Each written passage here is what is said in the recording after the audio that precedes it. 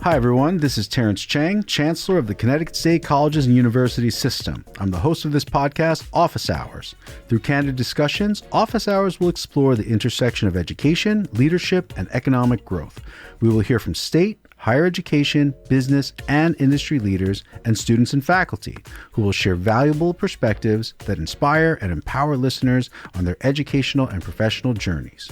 We will delve into the key issues impacting higher education across Connecticut, and joining me today is one of our student regents, Luis Sanchez. Luis is a student at Central Connecticut State University and is enrolled in the Management Information Systems program.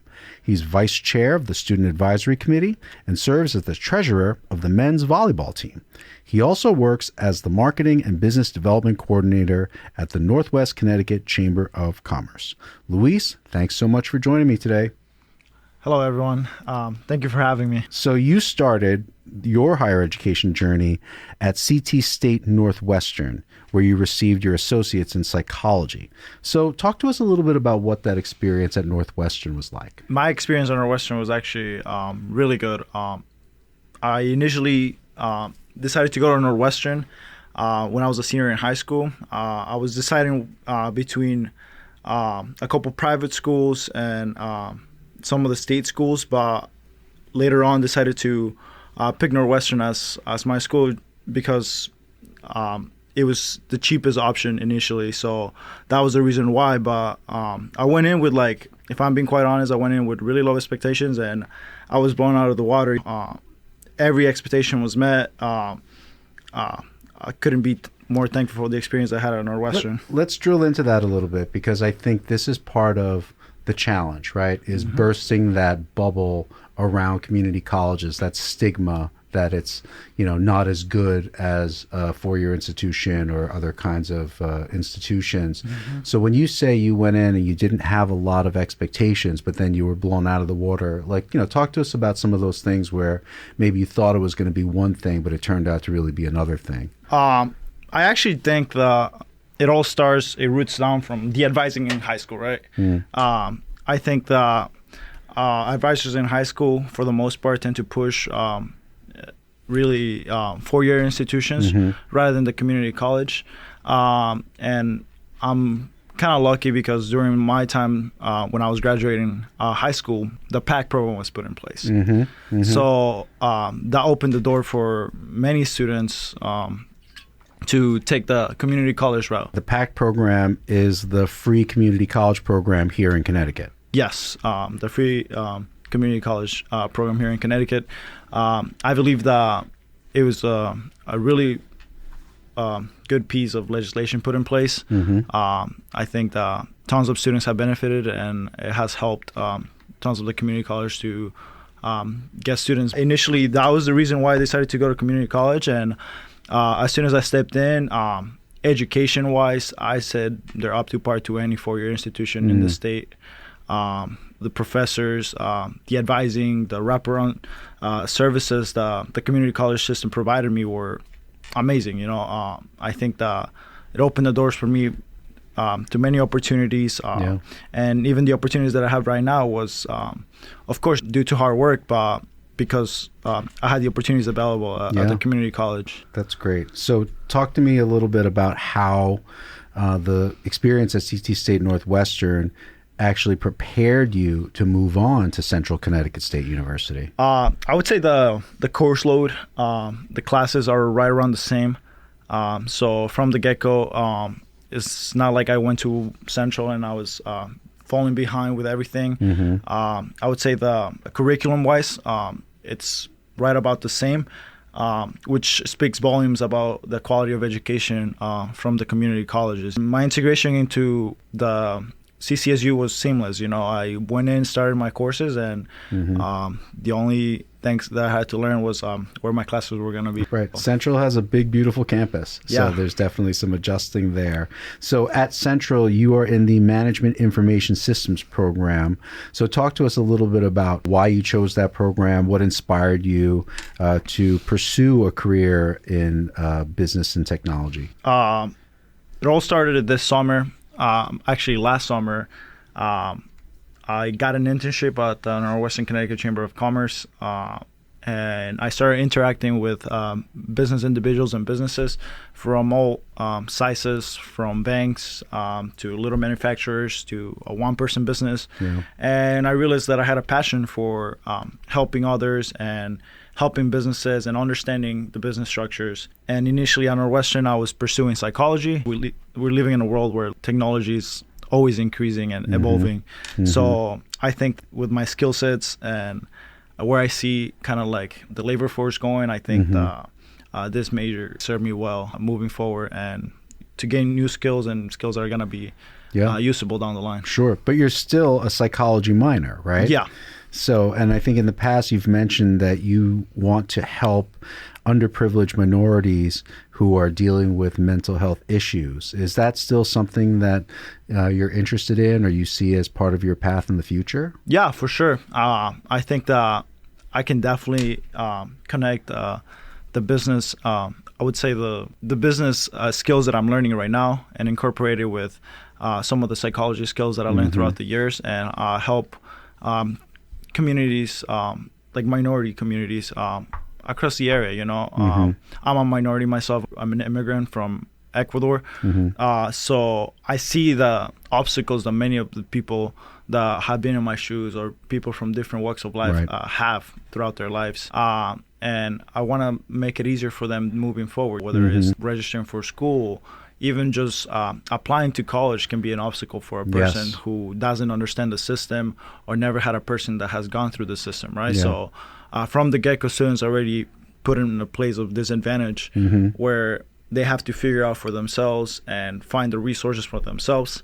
So definitely down the line, I see myself being a person where I can help them find those resources. And that's something I've always really appreciated about you in the few years I've known you, is that you do have that very genuine kind of will and desire to give back to people, right? To help people and help move them forward. And so I love hearing that, that's still a part of your kind of vision of how you're going to help others who are coming, following right behind you in that path. Speaking of folks who have influenced or have helped people along, are there any professors, faculty members, either at Northwestern or at Central, who really made a big impact or a big influential impression on you? I like to say that I'm a blessed and lucky person. I think that through every avenue I've decided to pick, I've always found people that have helped me find the right resources and help me reach the goals that I want to accomplish.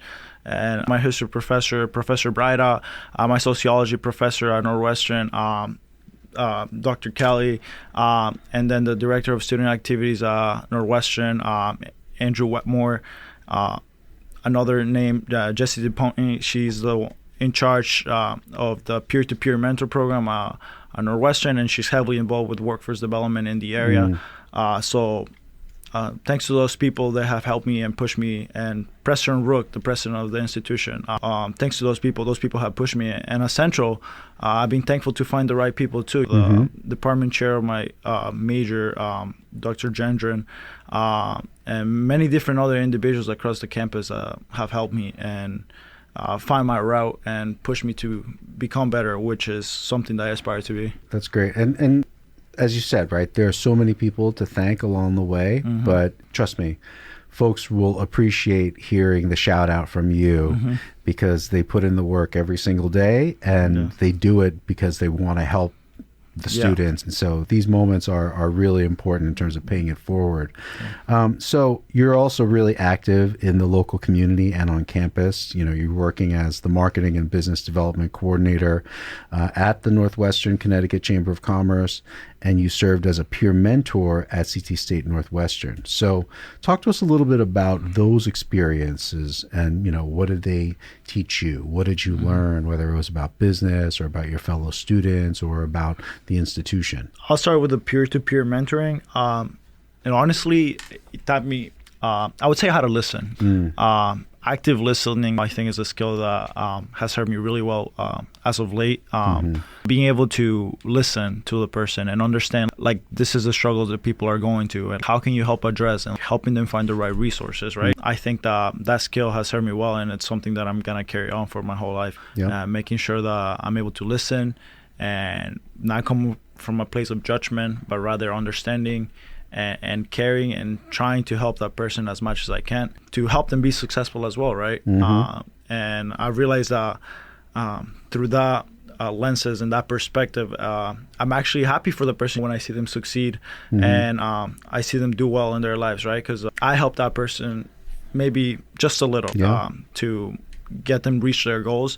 And I think you get much more happiness from doing that than not doing something differently. And from the marketing and business development perspective, I think that has been huge for me. I've learned how to interact as a student with different people of different ages and carry myself professionally and be able to use my input and ideas and implement them in a business setting where now I can help the business, whether through social media or the different websites, be more known and market them better. I think that experience itself is going to help me, after I graduate from the system, provide me with many opportunities down the line. You just turned 21 recently, right? Yes. Yeah. So I was just thinking as you were speaking, you've got a lot of really great experience for someone who's still pretty early on in their career, right? And that's really great. And I love, again, the sensibility of listening, appreciating people, respecting them, trying to meet them where they are, trying to help them where they are. It's really, really important stuff. And it's the quality of leadership, right? And you're showing yourself to be a leader right now. So looking at the roles that you've been in, you're a student regent on the board of regents. Again, you're working with the Chamber of Commerce. You've taken on these other leadership roles. When did you start thinking of yourself as a leader, or have you started thinking of yourself as a leader? I mean, you're clearly on this journey, but talk to us a little bit about just your own thoughts, your own feelings about how things have been shaping and progressing these past few years. I'm a very active person, so if I'm being quite honest and I look back into my constructive years, I would say sports. You know, for me, sports provided me the way to be a leader and lead by example, and being able to help other students through the means of playing sports. When I was in high school, initially, I wasn't the best athlete in middle school. Unfortunately, I moved to this country and I didn't know the language. I didn't know where even to play sports. Right. And so it was really hard for me to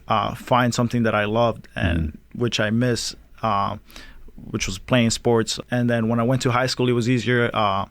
I learned the language, which made it so much easier to communicate with people and find the right places to do.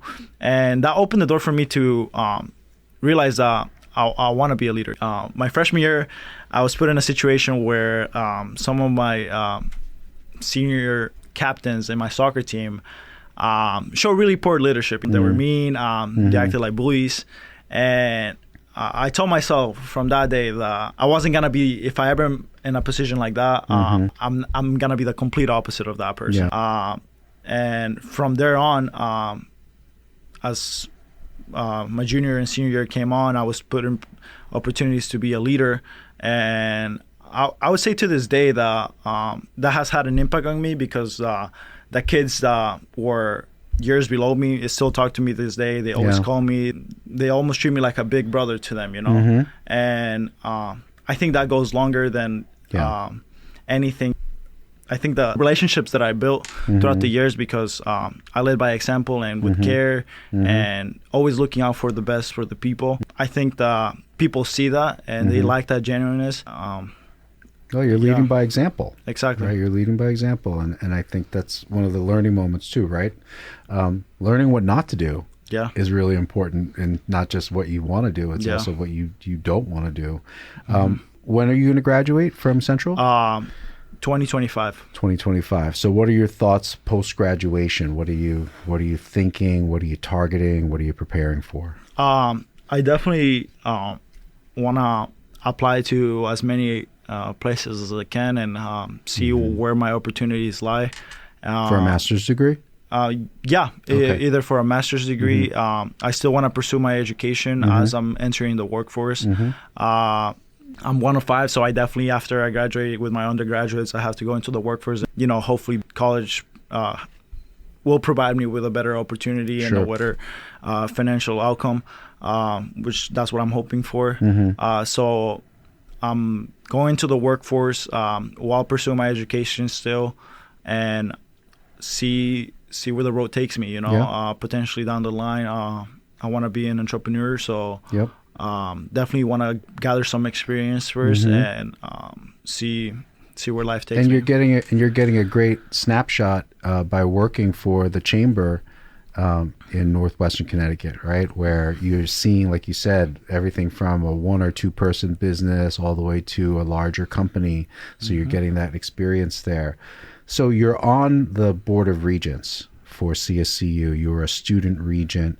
Talk to us a little bit about what that experience has been like. In a way, that experience has been life-changing. You know, understanding a student like me can make change at a system level has been a huge lesson for me. I think that for a young person, knowing that their input and what they bring to the table can have a change, I think it's huge. And it's a valuable lesson that I learned early on in my life, and I'm super appreciative on it. And truly understanding how the universities and the community college really work. I think that experience itself has been super valuable, and it has helped me navigate through my own schooling and trying to advocate as best I can from my perspective, and gathering as much different perspectives as I can to make the best decision that's going to benefit the students and the system long term. You know, and I think the experience has been super valuable.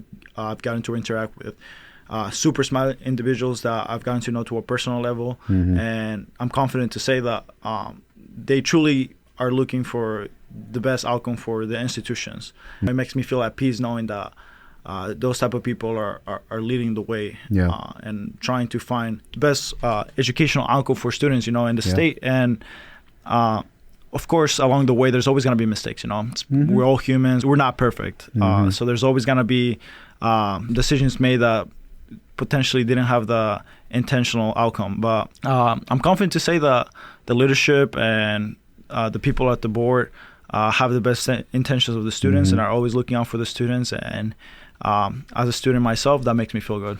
You've been really great as a student regent too. I think you've been really honest, and you've just engaged in a very deep and rich level of the conversation, right? And so your voice has really helped to shape the whole dialogue, especially as we've gone through some pretty, rigorous times, right? It hasn't been easy all this time, and I think that I'm glad that's helped you. So you mentioned before that you are a native of Ecuador. So I was hoping maybe you could talk to us a little bit about that, your family story, your journey, coming to the United States, coming to Connecticut, what's that been like? As I'm getting a little bit older, I'm looking more back into my life. I think that was truly like an experience that really shaped me, and like gave me a different perspective about things, right?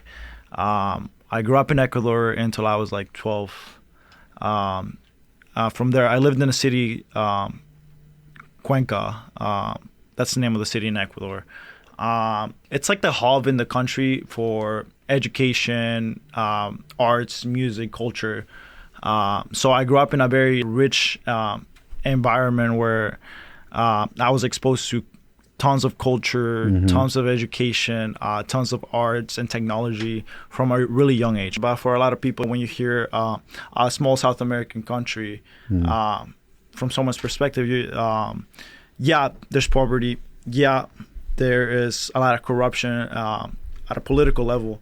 But there's also cities that do thrive in many Latin American countries. And I was, I would say, blessed enough to be raised in a city that politically wise and educational wise, the foundation that people in the past put in place in that city led for the city to be one of the leading cities in the country. So coming from a place like that, and from a young age, I was always a very outspoken person. Yeah. Curious, when you came over here, where did you first live with your family? Initially, like any immigrant that moves to the East Coast, I was in New York for 1 or 2 weeks. It was very interesting. I was exposed to so many cultures when I was in New York. I was like, wow, like the United States is one of the most diverse places I've ever been to. I met so many cultures that I had no idea about, and even on my own Latin American cultures that I've never met before. So I was exposed to different perspectives, different way of living, like different languages, and it was so fascinating for a 12-year-old, you know. And my mom decided to move to Connecticut to provide us with a better place to grow. She realized that she didn't want us to grow up in the city, and we moved to Torrington, Connecticut when I was 12. During that time, she was just getting off a divorce with my dad, and she had to work 3 jobs to keep us afloat. So definitely there was a lot of hardship in the beginning. So and when my parents got divorced, my dad moved back to Ecuador, and I had to step up as the oldest siblings in my household at like 14, 15 years old, and lead my brothers and be a good example for them, you know. So that's a big pressure for a 15-year-old to have. And on top of that, I got to make sure I'm keeping track with my school and my extracurricular activities.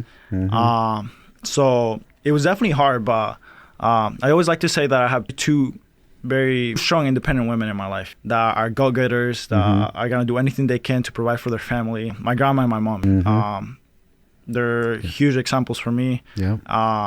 And they have shaped me with values and with morals that help me guide my life currently and try to make good decisions every day. It's pretty clear where you get your leadership and kind of integrity, hard work DNA from.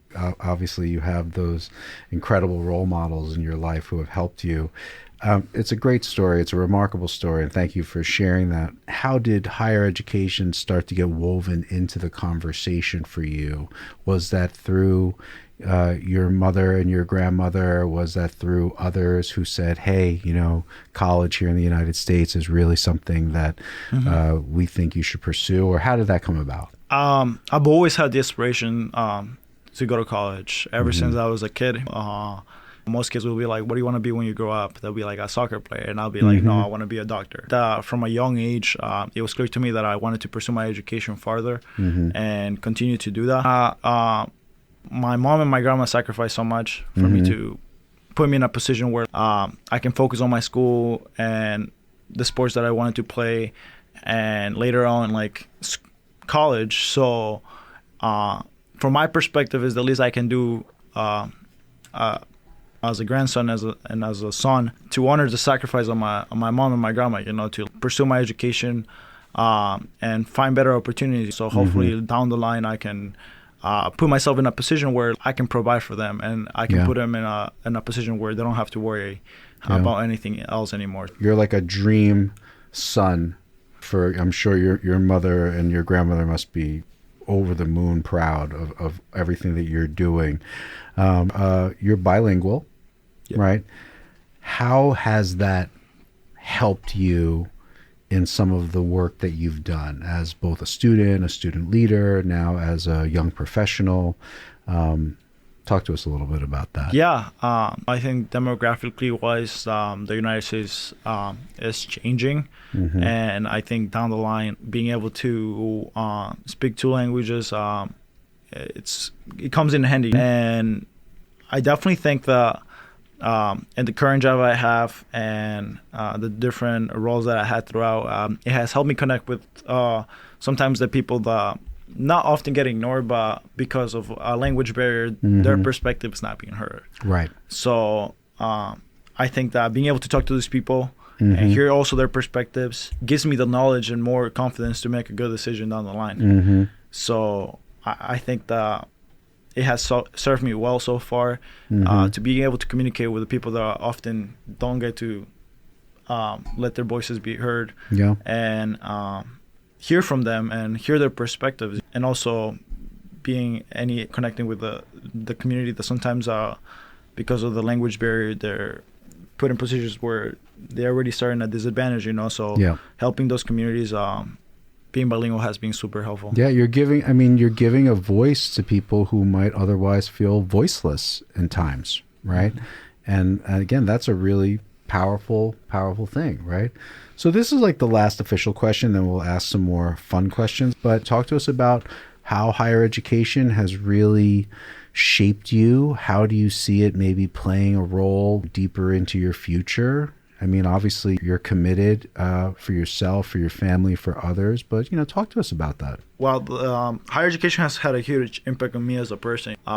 Being able to critically think for yourself, I think is hugely valuable in a society that is ever changing and some might say so polarized. And being able to hear different perspectives and make an educated opinion for yourself, right. I think it's super valuable.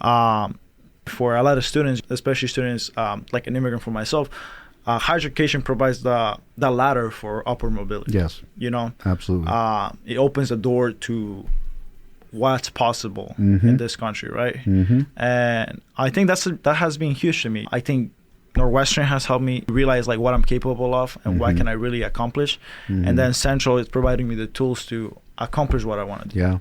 Yeah. So higher education has been instrumental for this early stage of my life and shaping the person that I'm gonna be moving forward. That's great.